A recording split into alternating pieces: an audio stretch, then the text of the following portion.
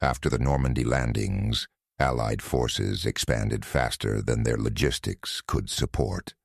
There were not enough armored formations to threaten every sector at once. Every real tank had to be committed carefully. Rather than stretch combat units thin, the U.S. Army chose a different approach. It deployed inflatable Shermans, fake artillery batteries, and fabricated radio traffic to convince German intelligence that reinforcements had arrived. On paper, entire divisions appeared overnight. In reality, they were the work of artists, engineers, and radio operators trained to fight with deception instead of firepower. February 14th, 1944, 0800 hours, Camp Forest, Tennessee. The War Department authorized the activation of the 23rd Headquarters Special Troops under the command of Colonel Harry L. Reeder. The unit was classified, its mission undefined in public records, and its operational purpose restricted to senior Allied command. Its authorized strength was approximately 1,100 officers and enlisted men. On paper, it appeared administrative. In practice, it was designed to fabricate entire divisions. The formation of the unit was driven by operational assessments conducted in late 1943. Allied planners preparing for the cross-channel invasion understood a central constraint. Even after a successful landing in France, available combat divisions would be insufficient to maintain pressure across the entire Western Front. Germany retained significant forces in Western Europe, including mobile panzer divisions capable of counterattack within 24 to 48 hours. Numerical inferiority required artificial expansion of perceived Allied strength. The 23rd Headquarters Special Troops was structured around deception. The unit consisted of 4 principal components.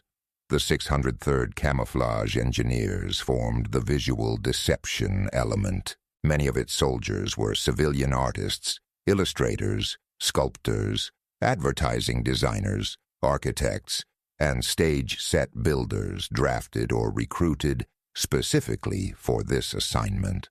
Among them were graduates of major American art schools and commercial studios. Their task was to construct convincing representations of armored divisions, infantry camps, artillery parks, and logistical depots using lightweight, rapidly deployable materials. The 3,132nd Signal Service Company Special handled radio deception. These men were trained radio operators capable of replicating the signal patterns of entire divisions. They studied the transmission habits of real units, call signs, message cadence, encryption timing, operator fists, and reproduced them with technical precision. Their work aimed to convince German signals intelligence that non-existent formations were maneuvering along the front. The Signal Company Special, often referred to as the Sonic Unit, provided a chaotic deception. Its personnel included sound engineers, technicians, and individuals with experience in radio broadcasting and early sound recording. They operated large amplifiers and playback systems mounted on half-tracks, using recordings of tank engines, armored columns, bridging equipment, and troop movements captured at training grounds in the United States. They projected battlefield noise across several miles under favorable atmospheric conditions. A security and support detachment completed the organization, responsible for perimeter defense, logistics, and counterintelligence. Central to the visual deception program was the inflatable M4 Sherman tank replica. Constructed from rubberized canvas, the decoy weighed approximately 90 pounds when packed. 4 men could carry it. Deployment required between 15 and 20 minutes using portable air compressors. Once inflated, the decoy replicated the silhouette and general dimensions of a 30-ton armored vehicle when observed from the ground or low-altitude aerial reconnaissance. From 1,000 feet, It was sufficient to suggest the presence of a full armored battalion when deployed in numbers exceeding 40 units. The operational concept relied on distance. German ground reconnaissance closer than 300 meters posed critical risk. At that range, the lack of track imprints consistent with 30-ton vehicles, absence of engine heat, and unnatural rigidity of inflated structures could expose the deception. Artillery observers equipped with high-magnification optics could also identify inconsistencies in shadow angles and surface texture. Therefore, each deception site required layered security, terrain masking, and controlled access. If enemy patrols penetrated inside 300 meters, the illusion would collapse, and the unit's mission and survival would be compromised. Initial training at Camp Forest began immediately after activation. Camouflage engineers conducted timed inflation drills, reducing average deployment from 22 minutes to under 18. They practiced rapid deflation and displacement to simulate tactical redeployment overnight. Signal operators rehearsed duplication of established division radio nets, maintaining continuous transmissions for up to 18 hours to simulate active headquarters traffic. Sonic units conducted range tests, measuring decibel drop-off over distance and evaluating sound distortion caused by terrain features. Coordination exercises followed.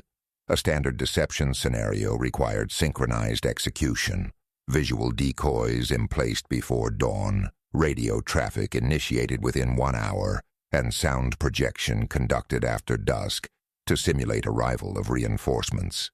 Each phase was timed against known German aerial reconnaissance patterns gathered from intelligence briefings. By April 1944, the unit could simulate the presence of a reinforced armored division, approximately 15,000 men and 2,000 vehicles, within 6 hours of arrival at a site.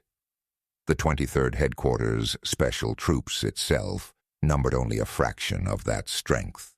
The strategic rationale became clearer as Operation Overlord approached. Once Allied forces landed in Normandy, they would face a fortified defensive belt, limited port capacity, and constrained maneuver corridors. German commanders would rely heavily on intelligence reports to decide where to commit armored reserves. If those reserves could be fixed in the wrong sector, even temporarily, Allied breakthroughs elsewhere would become possible. Tactical deception would compensate for operational shortages. On May 10, 1944, the unit conducted a full-scale rehearsal involving 60 inflatable tanks, 12 dummy artillery pieces, continuous radio simulation of a corps headquarters, and nighttime sound projection equivalent to 2 armored battalions in movement. Observers from Army ground forces evaluated the exercise and reported that aerial photography at 5,000 feet could not distinguish the decoys from actual equipment. Security classification remained strict. Most enlisted men were not informed of their eventual deployment zone. Orders were compartmentalized. Maps used during training were marked with generic terrain overlays rather than European geography. On May 24, 1944, Colonel Reeder received sealed movement instructions. At 1700 hours, he assembled senior officers inside headquarters barracks. The unit would deploy to the European theater of operations following the initial Normandy landings. Their mission? Create the illusion of strength where none existed. At 600 hours the following morning, loading began. Inflatable armor, compressors, radio trucks, sound equipment, and support vehicles were inventoried and sealed for transport. By 1800 hours, the 23rd Headquarters Special Troops was under movement orders to embark for France. The deception force was leaving Tennessee. July 7th, 1944, 0430 hours, northern France. The 23rd Headquarters Special Troops executed its first combat deception deployment in support of Third Army preparations south of the Normandy lodgment area. The unit moved under blackout conditions during the night and occupied a pre-selected sector approximately 6,500 yards from confirmed German defensive positions. The terrain consisted of rolling farmland bordered by hedgerows, offering partial concealment from ground observation but full exposure to aerial reconnaissance. By 5-10 hours, emplacement began. The 603rd Camouflage Engineers inflated 42 M4 Sherman dummy tanks and positioned 18 inflatable 105mm field artillery pieces across a frontage of roughly 1.2 miles. The layout followed standard armored division spacing doctrine. Tanks dispersed in platoon formations, artillery arranged in staggered batteries with simulated ammunition points, and canvas-simulated fuel dumps placed behind hedgerow lines. Vehicle tracks were fabricated using bulldozers towing weighted rollers to approximate the ground pressure of 30-ton armored vehicles. Inflation time averaged 17 minutes per tank. Air compressors operated in staggered intervals to reduce detectable noise concentration. By 6:40 hours, the visual representation of a reinforced armored combat command was complete. Distance to the nearest confirmed German observation post was estimated at 4,000 yards. However, German forward patrols were known to operate within 1,000 to 1,500 yards of Allied lines during nighttime reconnaissance. The deception plan relied on established German intelligence methods. German field commanders depended heavily on aerial photography, intercepted radio traffic, and artillery spotting reports to assess Allied force concentrations. Their standard procedure required corroboration from at least 2 independent intelligence sources before reallocating armored reserves. At 700 hours, the 3,132nd Signal Service Company initiated radio simulation. Operators replicated the traffic pattern of a genuine armored division headquarters, including logistical requests, unit repositioning orders, and routine situation reports. Transmission volume matched that of an active division preparing for offensive operations. At 21:15 hours following sunset, the sonic element activated sound projection equipment mounted on half-tracks positioned behind tree lines. Recorded audio of tracked vehicles, engine revving, metallic clanking, and troop movement was broadcast intermittently for 40-minute intervals. Atmospheric conditions favored sound carried to approximately 12 miles.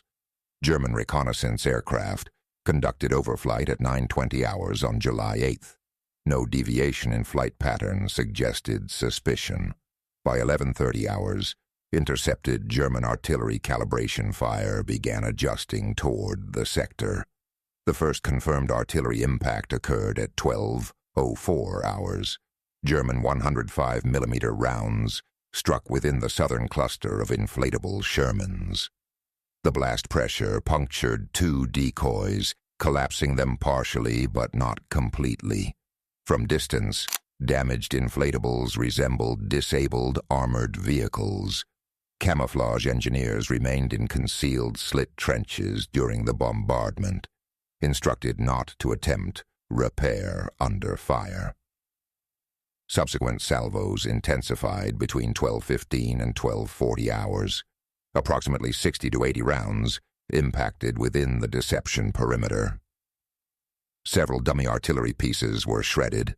One direct hit lifted an inflatable tank briefly before it deflated against a hedgerow. American personnel took cover among the rubber vehicles and shallow foxholes dug prior to daylight. The inflated hulls provided minimal ballistic protection, but fragmented incoming shell bursts by absorbing part of the blast energy. Soldiers remained motionless, aware that survival depended on maintaining the illusion of legitimate targets. Had German reconnaissance patrols advanced within 300 meters, the deception would have failed. At that distance, the absence of engine heat, insufficient track depth, and lack of organic troop density would have been detectable. Close inspection would have revealed fabric seams and inflation valves. Additionally, the ratio of support vehicles to armored vehicles, intentionally minimized to reduce logistical footprint, would have appeared inconsistent with authentic armored doctrine. To mitigate that risk, a perimeter security element from attached infantry units maintained screening positions along likely German approach routes. Trip flares and listening posts were established at 400-meter intervals. Any breach would have triggered immediate withdrawal and destruction of sensitive radio equipment. By 15:30 hours, German artillery shifted fire 800 yards north, indicating targeting correction rather than disbelief. Intercepted signals later confirmed that German intelligence assessed the sector as containing elements of a U.S. armored division preparing for breakthrough operations. On July 9, 1944, German command redeployed a battalion-sized armored reserve, approximately 30 to 40 tanks, from a neighboring sector to reinforce against the perceived threat. That movement reduced resistance in the actual Allied axis of advance, 12 miles to the west. The 23rd Headquarters Special Troops had drawn fire, absorbed artillery, and convinced German command to reposition combat power into the wrong sector. September 18, 1944. 21:10 hours, Eastern France. The 3,132nd Signal Service Company Special was fully operational along a wooded ridgeline, approximately 3,200 yards from confirmed German defensive positions. The visual decoys were limited that night. The primary objective was acoustic and radio deception to simulate the night movement of an armored column repositioning for an offensive that would not occur. At 21:15 hours, 2 half-tracks, equipped with high-power amplification systems, were positioned behind a tree line to mask equipment silhouettes. Each sound system consisted of multiple 500-watt amplifiers connected to clustered loudspeakers mounted on elevated frames. Combined output exceeded 1,000 watts per vehicle. Under favorable atmospheric conditions, cool night air with low wind, the projected sound carried between 10 and 15 miles. The recordings used that night had been produced months earlier in England. Sound engineers from the unit had recorded actual M4 Sherman tanks, M5 Stuart light tanks, and supporting half-tracks driving over varied terrain, paved roads, dirt tracks, steel bridging, and loose gravel. Microphones were placed at measured distances, 50, 100, and 300 yards, to capture engine pitch, track clatter, and transmission whine at realistic volume gradients. Each recording was catalogued and segmented into timed sequences replicating a battalion column, lead vehicles, interval gaps, heavy armor, maintenance halts, and resumed movement. Playback followed a strict schedule. At 21:30 hours, a 12-minute sequence simulating initial engine ignition and assembly was broadcast at 60% volume. At 22:05 hours, a 17-minute segment replicated continuous armored movement. At 22:52 hours, a shorter 8-minute pause and restart cycle suggested congestion along a narrow road. Intervals between transmissions averaged 25 to 35 minutes to imitate realistic column spacing and prevent acoustic pattern recognition. Simultaneously, radio operators transmitted corresponding traffic. Messages referenced fuel allocation, bridge load limits, and march tables consistent with an armored division displacing at night. Transmission intervals matched the sound schedule within a 2-minute tolerance. German forward units were conditioned to interpret nighttime mechanized movement as preparation for offensive action. Standard doctrine required immediate reporting to regimental headquarters, followed by artillery pre-registration on suspected approach routes. Intercepted communications later confirmed that German observers identified heavy tracked movement advancing toward their sector between 2140 and 2300 hours. No such column existed. At 23:18 hours, German artillery fired illumination rounds along a secondary road 2,000 yards east of the deception site. The flares revealed empty terrain. However, absence of visible targets did not negate the perceived acoustic evidence. German commanders attributed the lack of confirmation to terrain masking and tree cover. If German reconnaissance patrols had advanced to within 300 meters of the broadcast source, the operation would have been exposed. The loudspeakers, despite camouflage netting, could not withstand close inspection. Additionally, the absence of dust, exhaust fumes, and physical track marks would have contradicted the illusion. To mitigate this risk, perimeter security established blocking positions along likely patrol avenues, with orders to intercept silently if possible, and withdraw if contact risked disclosure. At 00:07 hours on September 19th, German field artillery opened sustained fire along the projected axis of the non-existent armored advance. Shells impacted an empty road network for approximately 14 minutes. Subsequent machine gun bursts were directed into darkness at intervals of suspected movement. The enemy was engaging a column that was never there. October 12th, 1944, 6:15 hours, Eastern France.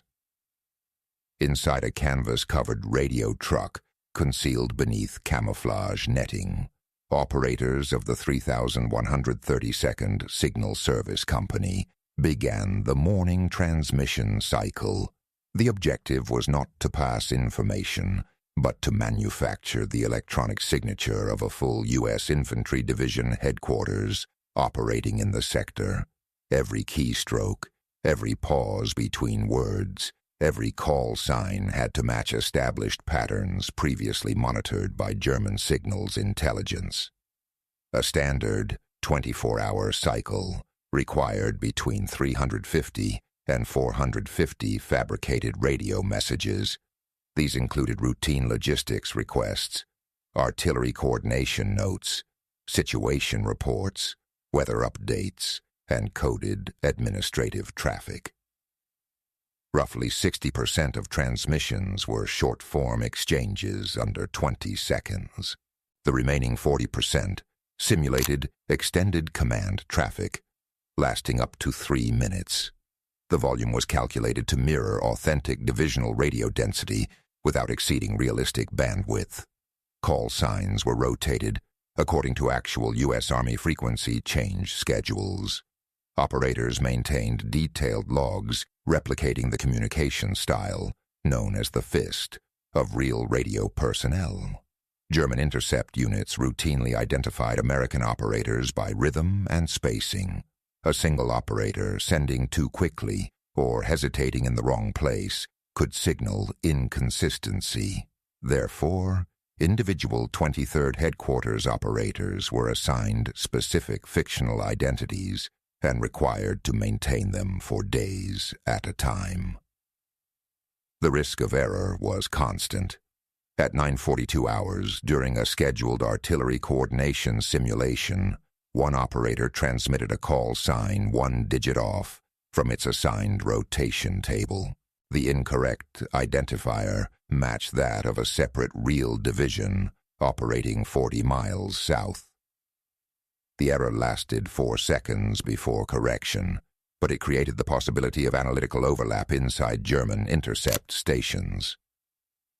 German signals intelligence units did not rely on single transmissions. They analyzed traffic patterns over time, frequency usage, transmission length, Encryption intervals and repetition cycles were charted on large plotting boards.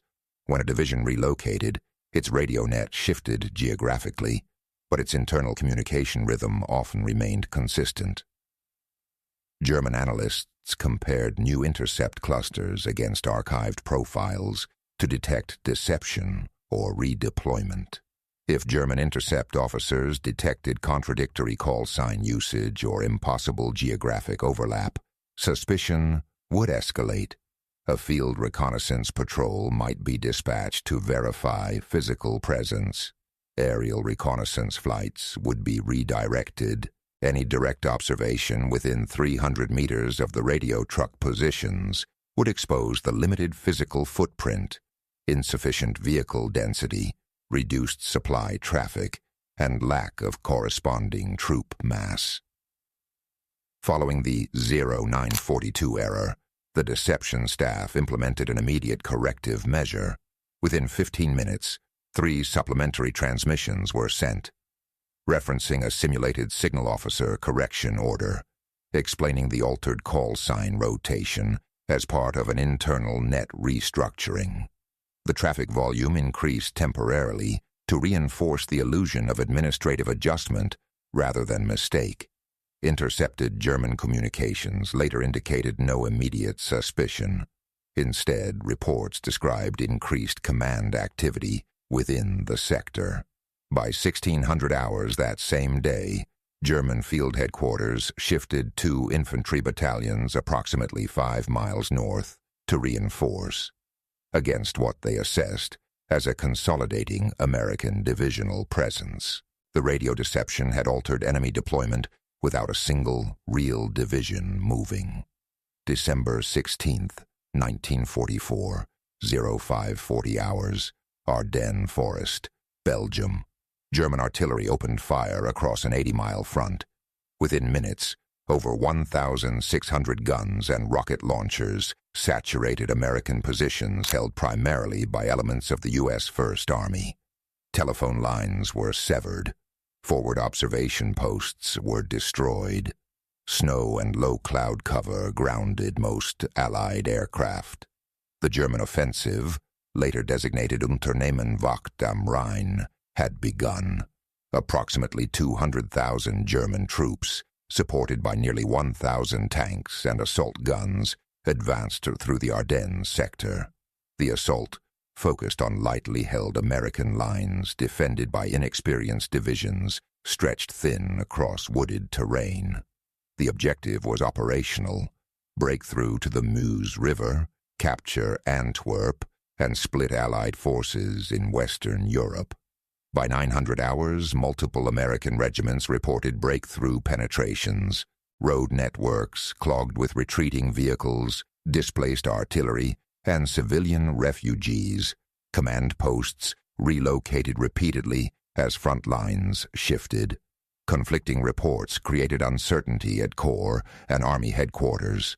Some units believed they faced localized probes. Others reported armored spearheads moving rapidly west. The 23rd Headquarters Special Troops had been operating in support of Third Army deception tasks prior to the offensive.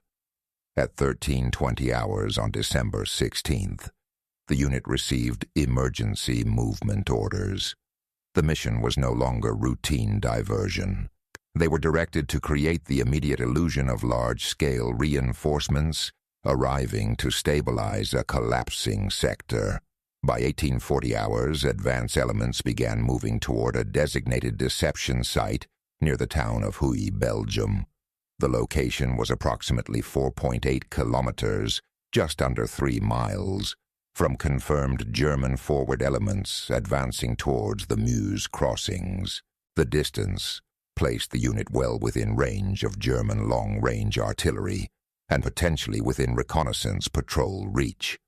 The tactical objective was clear: convince German command that substantial armored forces were assembling to block further advance. Intelligence suggested German planners were assessing weak resistance west of the breakthrough corridor. If they perceived heavy American reinforcement, operational tempo might slow. At 22:15 hours, the 603rd Camouflage Engineers began emplacement under blackout conditions. Snow-covered fields complicated inflation procedures. Air compressors struggled in sub-freezing temperatures.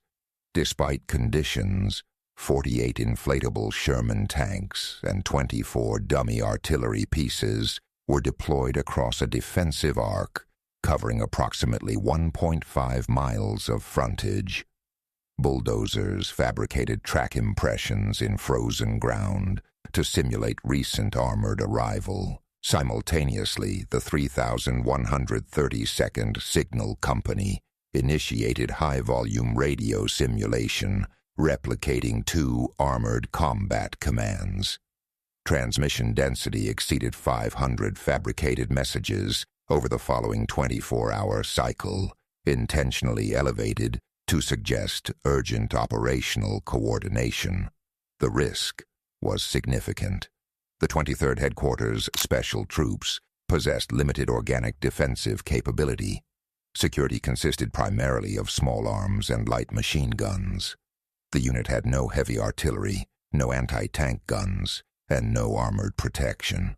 Positioned less than 5 kilometers from active German spearheads, they operated within potential direct engagement range if enemy reconnaissance units advanced aggressively. At 3:10 hours on December 17th, German armored elements were reported within 7 kilometers of the deception perimeter. Intercepted communications indicated German commanders were attempting to assess Allied force concentrations near key river crossings. The Ghost Army's false assembly zone now represented a potential blocking force in enemy planning calculations. By 7:45 hours, German artillery began registering fire along suspected defensive belts east of Hai. Initial rounds landed 1,200 meters short of the deception site. Adjustments followed.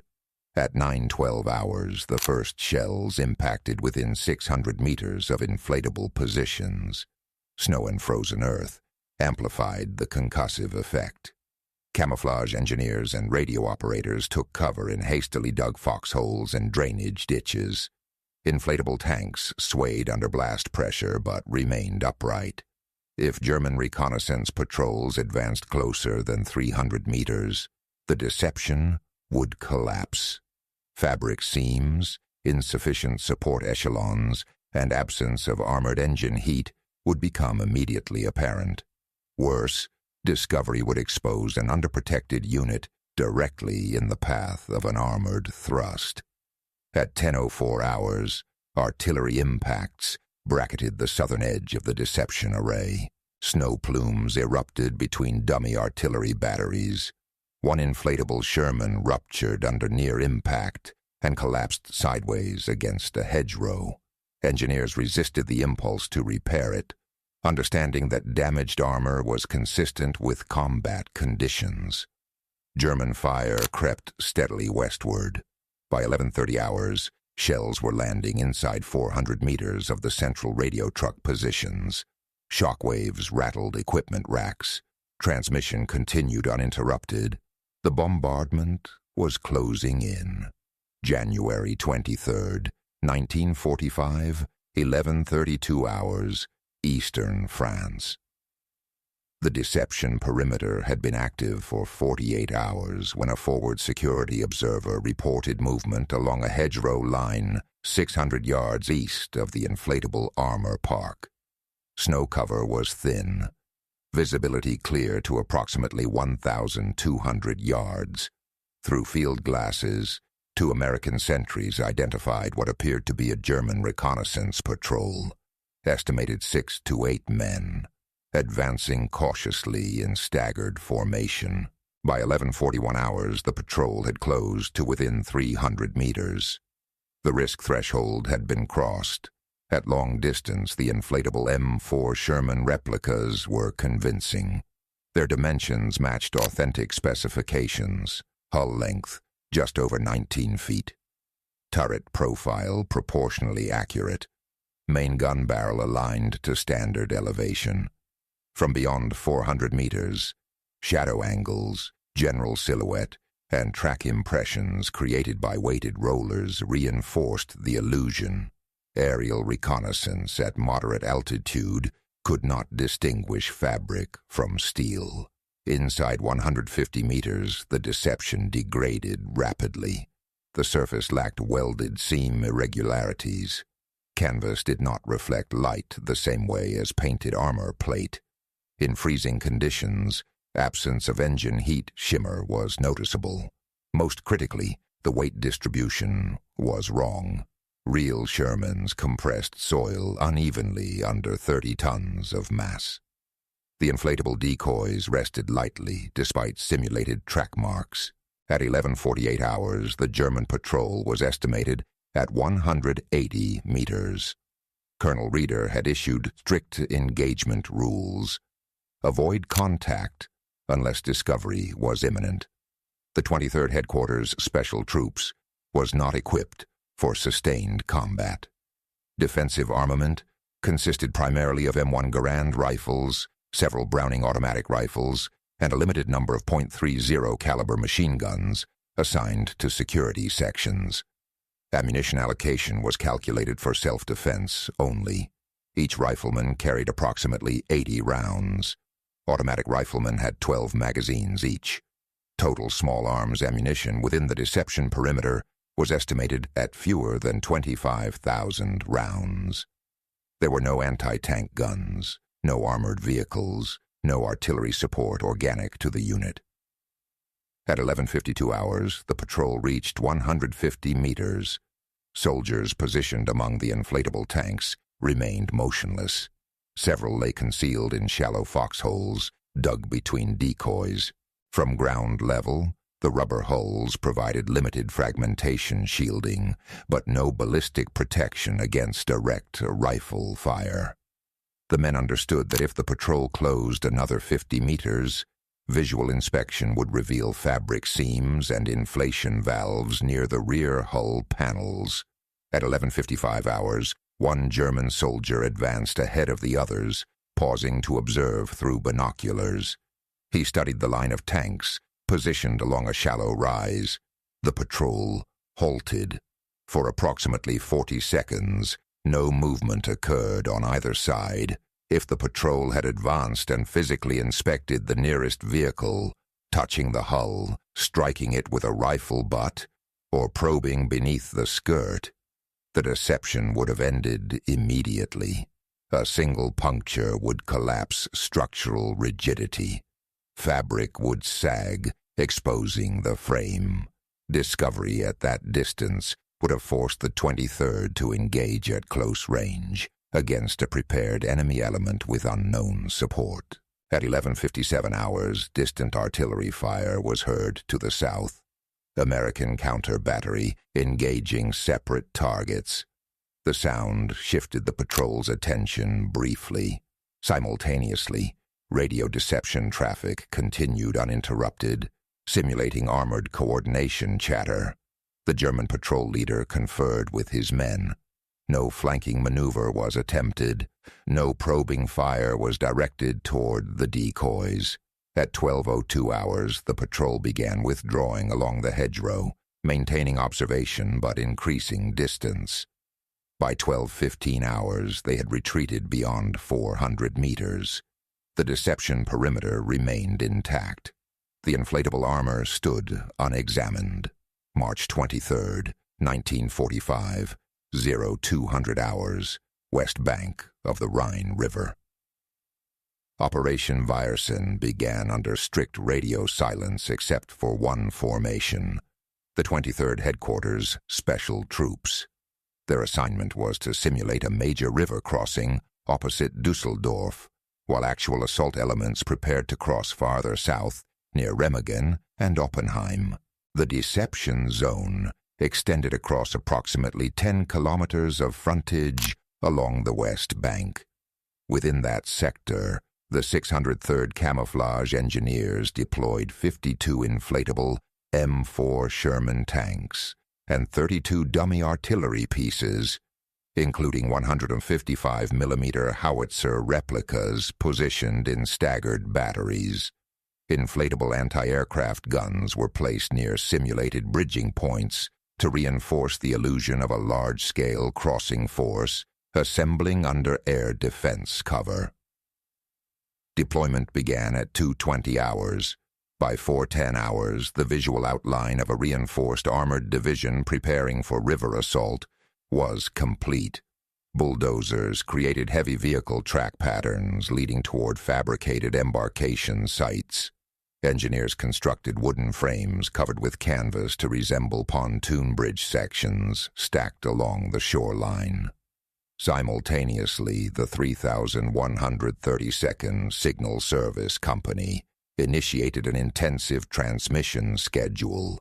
Over a 24-hour period, operators transmitted approximately 1,200 fabricated radio messages, nearly triple normal divisional traffic density. The objective was to simulate not only divisional headquarters, but attached engineer regiments and bridging battalions coordinating river crossing operations. Transmission intervals averaged 90 seconds during peak hours. Call signs matched those of real armored and engineer formations known to be operating in the theater, but not physically present in the deception sector. Signal strength was calibrated to suggest fixed command posts rather than mobile units. At 6:45 hours, sound units began intermittent projection of recorded bridging activity, metallic clanking, truck engines, shouted commands, and simulated artillery preparation.